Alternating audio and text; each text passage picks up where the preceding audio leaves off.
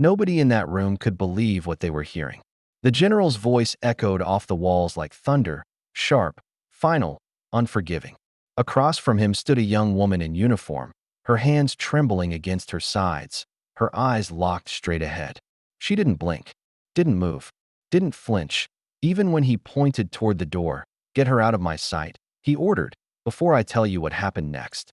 Tell me in the comments where you're watching from. I love knowing who's listening." The tension inside Fort Ellison's main hall was thick enough to choke on. Every officer, every soldier who had gathered for the briefing that morning could feel it, the strange electricity that came before something irreversible. Her name was Lieutenant Ava Maren, a logistics officer barely 5 years into service. She wasn't known for breaking rules. In fact, she was the one who enforced them, meticulous, quiet, sharp as a scalpel. But that morning, she had crossed a line that no one ever dared to cross. General Hardwick, a man forged from steel and discipline, stood glaring at her. His medals gleamed under the fluorescent lights, each one a silent story of sacrifice and command.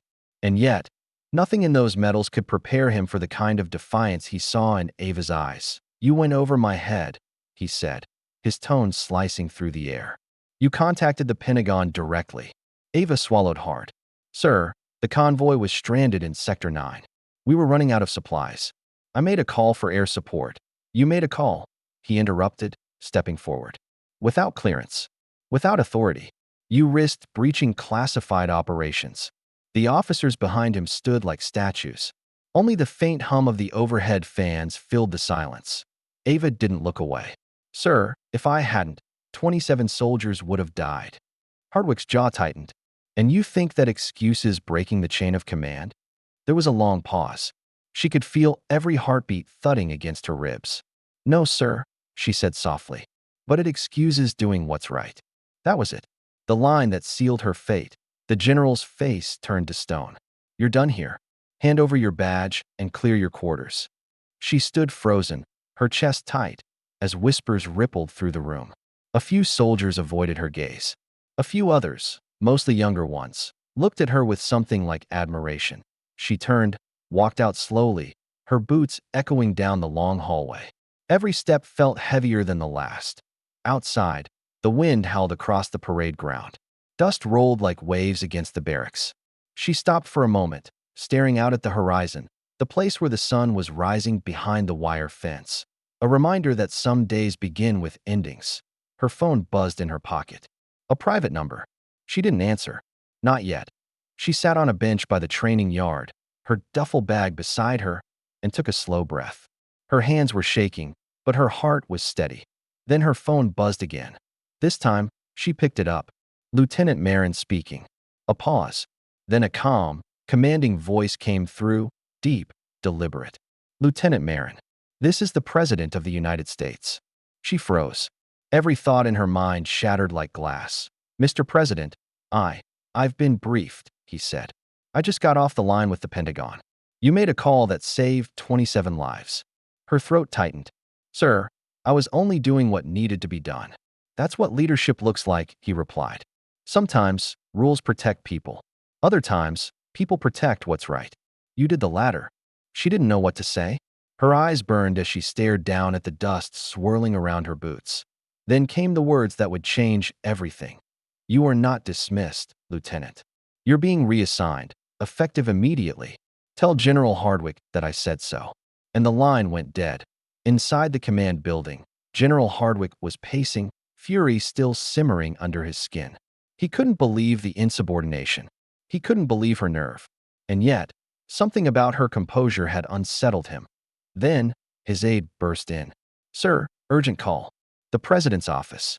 Hardwick stopped mid-step. "The President?" Minutes later, when Ava re-entered the hall, shoulders squared, eyes calm, the entire room fell silent. Hardwick looked up from the phone on his desk, his expression unreadable. For a long moment, no one spoke. The air was thick, waiting to crack. "Lieutenant Maren," he finally said, his voice low but steady. "It appears you have friends in high places." She didn't smile. "No, sir. I just told the truth."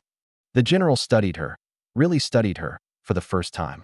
The dust from the morning wind still clung to her boots. Her uniform was slightly wrinkled, but her stance was unshakable.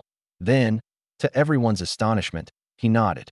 Dismissed, but not dishonorably. You'll report to Strategic Command tomorrow morning.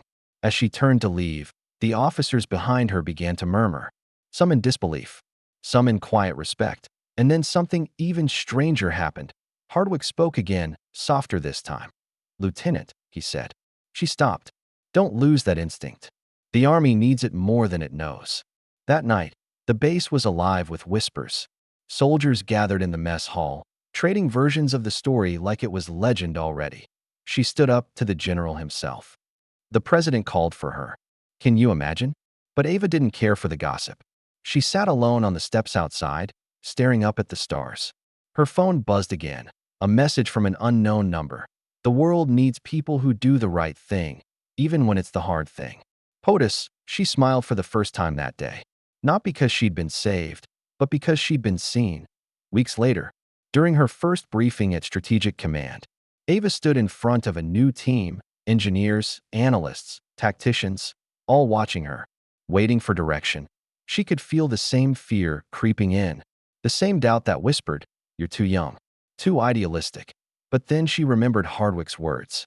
She remembered the president's call. And most of all, she remembered the faces of those soldiers she'd saved, men and women who might never know what she'd risked. Her voice didn't shake when she spoke. We don't follow rules to look good on paper. We follow them to protect lives. And when those two things clash, we choose life. The room was silent. Then, slowly, they nodded. Months passed, rumors faded. New stories replaced old ones. But among the soldiers, there remained a quiet legend about a young lieutenant who defied orders to save her unit, and about the day the president himself stood up for her. Even General Hardwick changed. In the weeks that followed, those who served under him noticed a subtle shift, a softness hidden beneath layers of rank and pride. One morning, he sent a sealed letter to Strategic Command. No one knew what it said, but when Ava opened it, she found just 6 words written neatly inside. Keep doing what's right, always. She folded the letter, placed it inside her journal, and whispered a quiet promise. I will. Because courage isn't just disobeying orders. It's listening to your conscience when silence is easier. Because kindness doesn't vanish. It waits. And it finds its way back. And that's the story of how a single act of bravery echoed all the way to the highest office in the land, reminding everyone that even in a world ruled by ranks and orders, one voice can still rise above them all. If this story moved you, drop a comment, tell me where you're watching from. And don't forget to subscribe, because more true stories like this one are coming your way.